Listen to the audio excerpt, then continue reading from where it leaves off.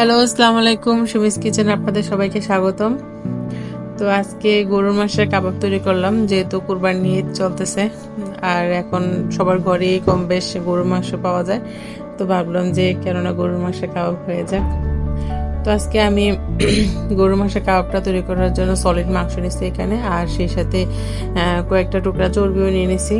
আর যখন মাংসটা সিদ্ধ করবো তখন চর্বিটা থাকলে আর এক্সট্রা তেল দেওয়ার প্রয়োজন হয় না। তো আমি কাবাবের জন্য এখানে বুটের ডাল 1 কাপ পরিমাণ বুটের ডাল আমি 3-4 ঘন্টা আগেই ভিজিয়ে রাখছিলাম। আর নিয়ে নিয়েছি রেডিমেড কাবাব মশলাটা, এটা রাঁধুনি রেডিমেড কাবাব মশলা। তো আজকে সেটা দিয়ে তৈরি করব। তো এখানে আমি গরুর মাংসটা ধুয়ে ভালোভাবে সিদ্ধ হওয়ার জন্য প্রায় 2 কাপ পরিমাণ পানি দিলাম। আর এখন দিয়ে দেবো পরিমাণ মতো লবণ, দিয়ে দেব মাংসের কাবাবের মশলাটা দিয়ে দিব, আর দিয়ে দেব আদা রসুন বাটা।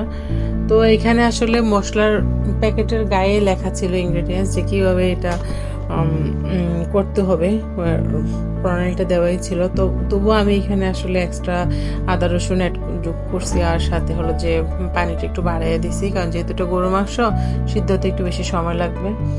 তো বুটের ডাল যেহেতু অনেক তাড়াতাড়ি সিদ্ধ হয়ে যাবে গরুর মাংসের তুলনায়, তাই আমি মাংসটাকে আগে মশলা দিয়ে ভালোভাবে নেড়েচেড়ে সিদ্ধ করতে দিলাম। আর যখন একটা দুইটা এটা বলক চলে আসবে তখন এখন বুটের ডালগুলো দিয়ে দিব মাংসের মধ্যে।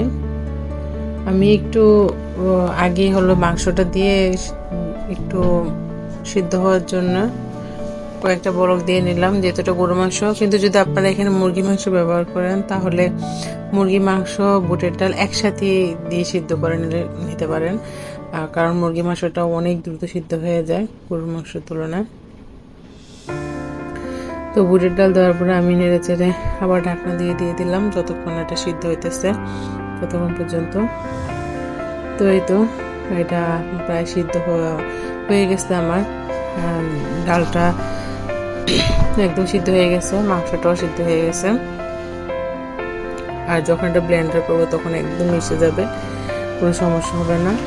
আমি একটু হালকা যখন ঝোলটা যখন হালকা হালকা ছিল গায়ে গায়ে মাখা মাখা, সেই অবস্থাতে তুলে এটাকে ঠান্ডা করে নিছি। তো এখন ব্লেন্ড করে নেব। তো ব্লেন্ডার দ্বারা আমি ব্লেন্ড করে নিতেছি।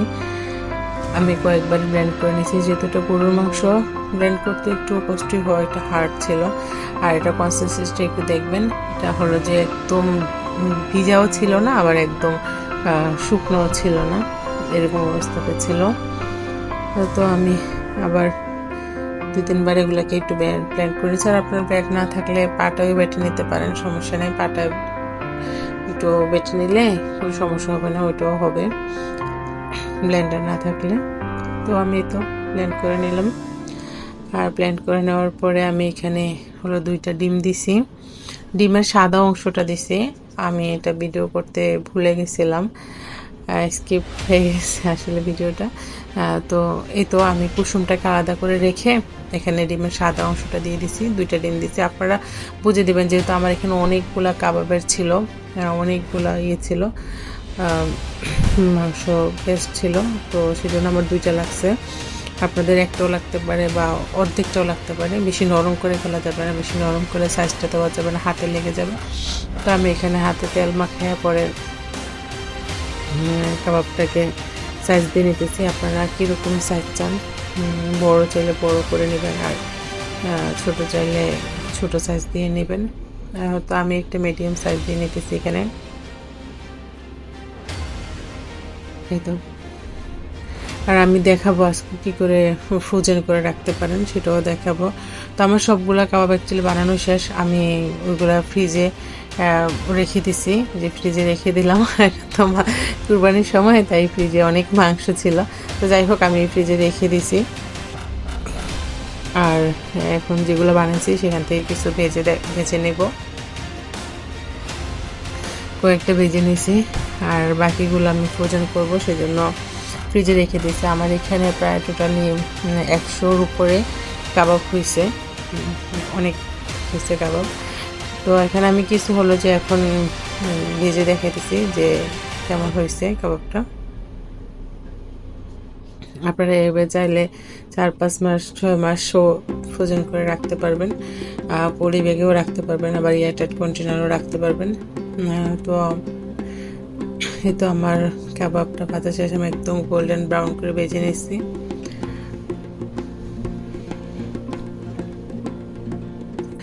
এটা ভেঙে দেখে দিচ্ছি ভিতরটা কেমন হয়েছে।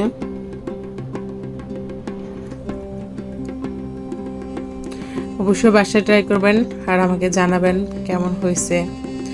আপনারা প্লিজ আমাকে সাপোর্ট করবেন, লাইক দিয়ে ফলো দিয়ে আমার পাশে থাকবেন। যেহেতু আমি পেজে নতুন, সবসময়ই বলি ভুলভ্রান্তি হইতে পারে, ক্ষমা সুন্দর দৃষ্টিতে দেখবেন। সবাইকে ধন্যবাদ আমার ভিডিওটা দেখার জন্য। আসসালামু আলাইকুম।